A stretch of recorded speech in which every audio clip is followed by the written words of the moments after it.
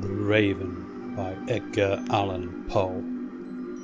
Once upon a midnight dreary, while I pondered weak and weary over many a quaint and curious volume of forgotten lore, while I nodded, nearly napping, suddenly there came a tapping, as of someone gently rapping at my chamber door.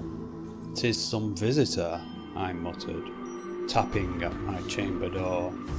"Only this, and nothing more."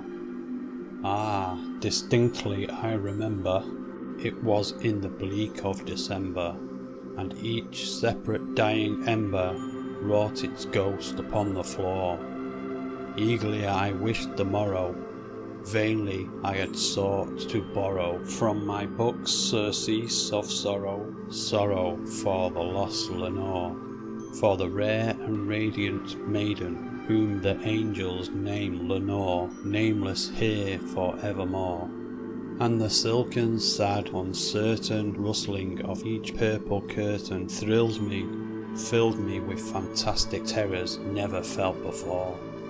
So that now, to still the beating of my heart, I stood repeating, "'Tis some visitor entreating entrance at my chamber door, some late visitor entreating entrance at my chamber door. This it is, and nothing more." Presently my soul grew stronger, hesitating then no longer. "Sir," said I, "or Madam, truly your forgiveness I implore, but the fact is I was napping, and so gently you came rapping, and so faintly you came tapping at my chamber door, that I scarce was sure I heard you. Here I opened wide the door, darkness there and nothing more. Deep into that darkness peering, long I stood there wondering, fearing, doubting, dreaming dreams no mortal ever dared to dream before. But the silence was unbroken, and the stillness gave no token, and the only word there spoken was the whispered word, "Lenore." This I whispered, and an echo murmured back the word, "Lenore." Merely this, and nothing more. Back into the chamber turning, all my soul within me burning, soon again I heard a tapping somewhat louder than before. "Surely," said I, "surely that is something at my window lattice. Let me see then what thereat is, and this mystery explore. Let my heart be still a moment, and this mystery explore. 'Tis the wind, and nothing more." Open here I flung the shutter, when, with many a flirt and flutter, in there stepped a stately raven of the saintly days of yore. Not the least obeisance made he, not a minute stopped or stayed he, but with mien of lord or lady perched above my chamber door, perched upon a bust of Pallas, just above my chamber door, perched and sat, and nothing more. Then this ebony bird beguiling my sad fancy into smiling, by the grave and stern decorum of the countenance it wore. "Though thou crest be worn and shaven, thou," I said, "art sure no craven, ghastly grim, an ancient raven, wandering from the nightly shore. Tell me what thy lordly name is on the night's plutonium shore." Quoth the raven, "Nevermore." Much I marvelled this ungainly fowl to hear discourse so plainly, though its answer little meaning, little relevancy bore. For we cannot help agreeing that no living human being ever yet was blessed with seeing bird above his chamber door, bird or beast upon the sculpture above his chamber door, with such name as Nevermore.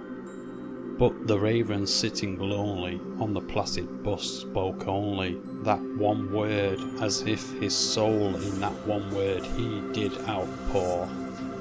Nothing further than he uttered, not a feather then he fluttered, till I scarcely more than muttered, other friends have flown before.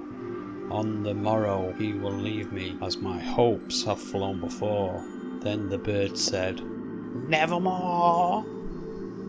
Startled at the stillness broken by reply too aptly spoken, "Doubtless," said I, "that it utters it is only stock and store, caught from some unhappy master, whom unmerciful disaster followed fast and followed faster, till his songs once burden bore, till the dirges of his hope that melancholy burden bore, of never, nevermore." But the raven, still beguiling all my fancy into smiling, straight I wheeled a cushioned seat in front of bird and bust and door. Then upon the velvet sinking, I betook myself to lanking, fancy unto fancy thinking, what this ominous bird of yore, what this grim, ungainly, ghastly, gaunt and ominous bird of yore meant in croaking, "Nevermore."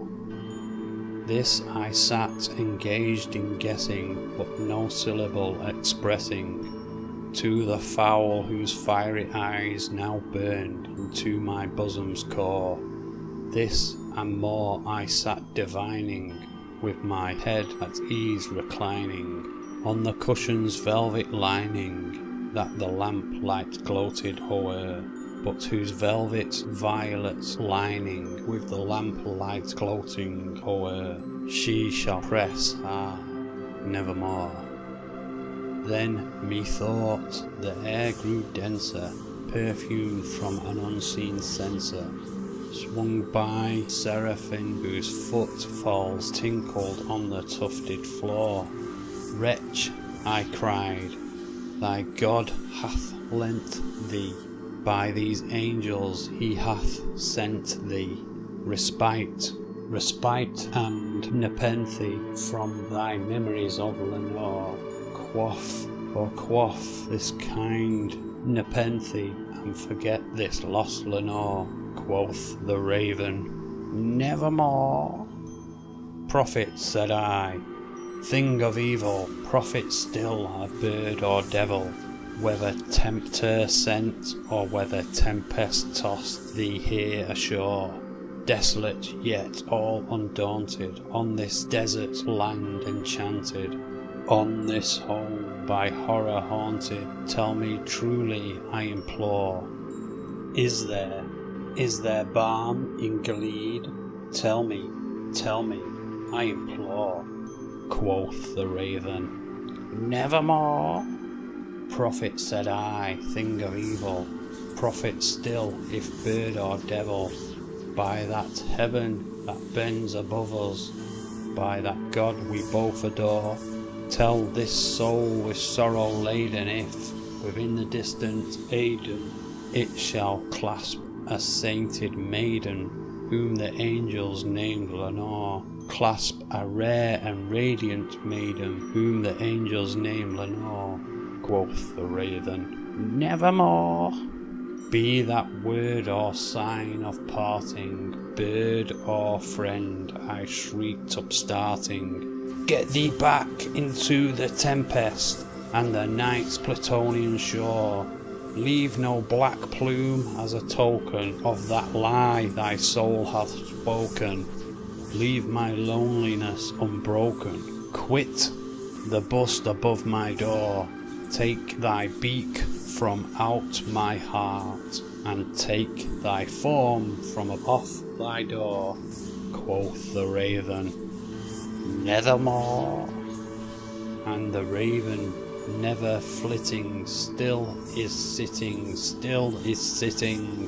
on the pallid bust of Pallas just above my chamber door, and his eyes have all the seeming of a demon's that is dreaming, and the lamplight o'er him streaming throws his shadow on the floor, and my soul from out that shadow that lies floating on the floor shall be lifted nevermore.